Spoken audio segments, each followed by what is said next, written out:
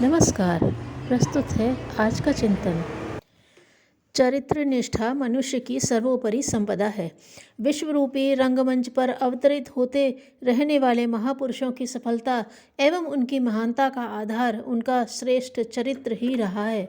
इस अक्षुण्ण संपदा के आधार पर ही मानव महात्मा, युग पुरुष, देवदूत अथवा अवतार स्तर तक ऊंचा उठने में समर्थ होता है। ऐसे ही चरित्रनिष्ठ व्यक्तित्वों ने विश्व वसुंधरा को अभिसिंचित कर इस विश्व विज्ञान की श्रीवृद्धि की है। उन्होंने मानवीय गरिमा को बढ़ाकर महान कार्य संपादित किए हैं। ऐसे ही व्यक्ति प्रकाश स्तंभ की भांति स्वयं प्रकाशित रहते हुए अन्यों को प्रकाश एवं प्रेरणा देने में सक्षम होते हैं। उनके पार्थिव शरीर भले ही जीवित न हो, पर उनका अमर यश सर्वसाधारण के लिए हमेशा प्रकाश दीप बनकर युग युग तक मार्गदर्शन करता रहेगा। वे जनश्रद्धा के अधिकारी बने रहेंगे।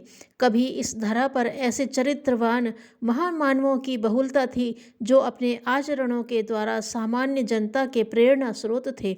उदात्त चरित्रवान आदर्शभूत संतों, आचार्यों, ऋषियों के पुनीत आचरण से प्रेरित प्रभावित होकर उनके शिष्यों के मन में ऐसी पवित्र श्रद्धा एवं धारणा उत्पन्न होती थी कि हम भी इन्हीं के समान बन जाएं। तब वे भी उन्हीं के समान बनने का प्रयत्न करते थे। यह एक तथ्य भी है कि मनुष्य का स्वभाव अनुकरण प्रिय है। जैसा उसको आदर्श मिलता है, जैसा वह सोचता और करता है, वैसा ही वह बन जाता है। मानवीय गरिमा की वृद्धि करने वाली संपत्ति में चरित्र की संपदा का ही नाम अग्रणी है। अन्य संपत्ति इससे कम महत्व की है।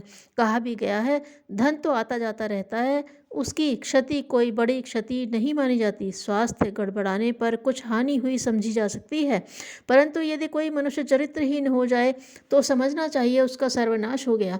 अतः बुद्धिमान पुरुषों को, विवेकवान व्यक्ति को अनीति एवं दुराचरण का त्याग कर सदैव अपने चरित्र की रक्षा करना चाहिए। इस संपत्ति का धनी व्यक्ति ही अन्य प्रकार की भौतिक संपत्तिवानों के हृदय पर अपना प्रभुत्व जमा सकता है। चरित्रवान व्यक्ति अपनी मौन भाषा से ही समाज को उपदेश करता है। ऐसे व्यक्तियों के संपर्क में आने वाले व्यक्ति संतोष का अनुभव करते हैं। ऐसे व्यक्ति ही जन श्रद्धा के पात्र बनते हैं। गांधी, विनोबा, विवेकानंद, दयानंद, विद्यासागर आदि सदाचारी महामानवों के उज्ज्वल चरित्र इसके प्रत्यक्ष प्रमाण हैं। आत्मोत्कर्ष के मार्ग में चरित्र निष्ठा का संबल पाकर ही आगे बढ़ा जा सकता है। इसमें बाधक बनने वाले रोड़ों तथा कंटकों में इंद्रिय लिप्सा तथा वासनाएं प्रमुख हैं। इनके ऊपर अंकुश न रखा गया तो चरित्र भ्रष्ट होने की संभावना बनी रहती है। वासना के थोड़े से झोंके में आचरण की नींव न हिल जाए, इसके लिए इंद्रियों पर अंकुश रखा जाए। इंद्रियों पर अंकुश रखा जाना चारित्रिक उत्कृष्टता का आधार है, जिसके कारण श्रेष्ठतम स्तर का बना जा सकता है। शास्त्रों में इसकी महत्ता स्वीकार की गई है और कहा गया है कि कामेंद्रिय और जिह्वा ये दोनों जिनके वश में हैं, उनकी तुलना परमेश्वर से की जा सकती है। जैन धर्म में चरित्र निष्ठा को मानवीय उत्कर्ष का एक प्रमुख आधार माना गया है एवं इसकी गणना त्रिरत्न में की गई है। उनके अनुसार मनुष्य की धार्मिकता उसके चरित्र से जानी जाती है। चरित्र ज्ञान से बनता है तथा ज्ञान शास्त्रों के अध्ययन से मिलता है। चरित्र निर्माण के लिए भगवान महावीर ने अहिंसा, सत्य, अस्तेय, ब्रह्मचर्य एवं अपरिग्रह नामक पंच महाव्रतों के परिपालन का अनिवार्य बताया है। चीन के प्रख्यात दार्शनिक कन्फ्यूशियस कहा करते थे कि हृदय की पवित्रता का चरित्र निष्ठा से गहन संबंध है। हृदय में पवित्रता हो तो चरित्र में सौंदर्य होगा, चरित्र में सौंदर्य होगा तो परिवार में संतुलन रहेगा, परिवार में संतुलन होगा तो समाज में, राष्ट्र में सुव्यवस्था होगी और इससे संसार में शांति का वातावरण बनेगा। वे युवकों को सदा चरित्रवान बनने की प्रेरणा दिया करते थे। वे उनसे कहा करते थे, जब कोई अपने से बड़ा या अच्छा आदमी देखो तो सोचो कि मैं उससे क्या सीख सकता हूँ, किंतु जब कोई छोटा या बुरा आदमी देखो तो अपने चरित्र के भीतर झांक कर देखो कि कहीं वह बुराई या भ्रष्टता अपने अंदर तो नहीं छिपी पड़ी है। यदि है तो उसे उखाड़ फेंको। महानता की गगनचुंबी दीवार सच्चरित्रता की नींव पर ही खड़ी होती है। मानव की सर्वोच्च संपदा यही है। इसके बिना मनुष्य नैतिक नहीं रह सकता। बुद्ध, ईसा मसीह, मुहम्मद, जरथुस्त्र आदि सभी मनस्वी महापुरुष चरित्र के धनी थे और उसी के बल पर उन्होंने लोगों को अभीष्ट पथ पर चलने को बाधित किया। आज के तथाकथित उपदेशक, धर्म प्रचारक आकर्षक प्रवचन भर देते हैं और लोग उनकी इस कला की प्रशंसा भी करते हैं, पर उनमें से ऐसे कम ही होते हैं जो उन उपदेशों पर चलने को तैयार हों। कारण स्पष्ट है कि उनमें प्रतिपाद्य विषय का दोष नहीं, वरन उस मनोबल की प्राण ऊर्जा की कमी है। वह प्रधान कारण है जो चारित्रिक निर्मलता से प्राप्त होती है और जिसके बिना सुनने वालों के मस्तिष्क में हलचल उत्पन्न किया जा सकना, अंतःकरण को छू सकना संभव नहीं।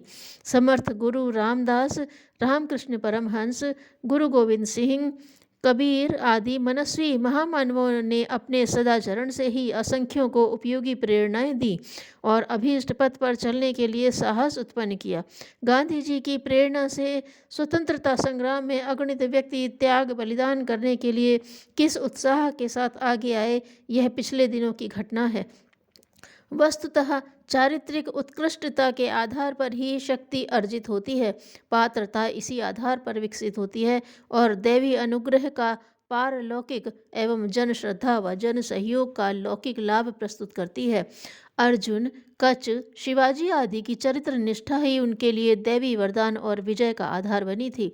वस्तुतः चरित्र मनुष्य की मौलिक विशेषता एवं उसका निजी उत्पादन है।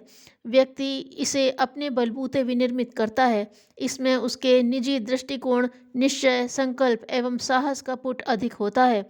इसमें बाह्य परिस्थितियों का यत्किंचित ही योगदान रहता है। बाह्य परिस्थितियां तो सामान्य स्तर के लोगों पर भी ही हावी होती हैं।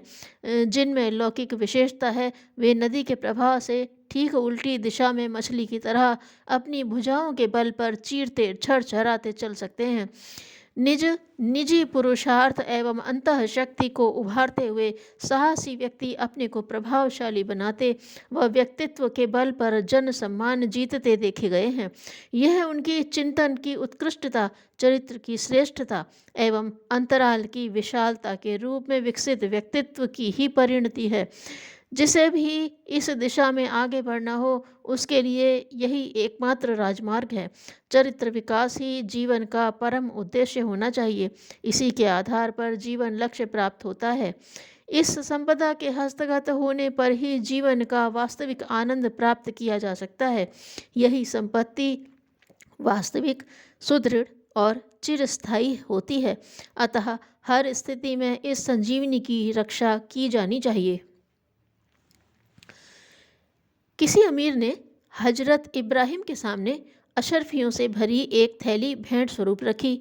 उन्होंने कहा, मैं भिखारियों से कुछ नहीं लेता। उसने कहा, भिखारी नहीं, मैं तो बड़ा धनी हूँ। इस पर इब्राहिम ने कहा, तेरे पास जो धन है उससे और अधिक तू चाहता है या नहीं? उसने जवाब दिया, चाहता हूँ। तब हजरत ने कहा, फिर तू भिखारी नहीं तो क्या है? यह कहकर उन्होंने उसकी थैली वापस कर दी। अशुभ चिंतन करते रहें और समुन्नत परिस्थितियां प्राप्त हो जाएं, यह नहीं हो सकता। धन्यवाद।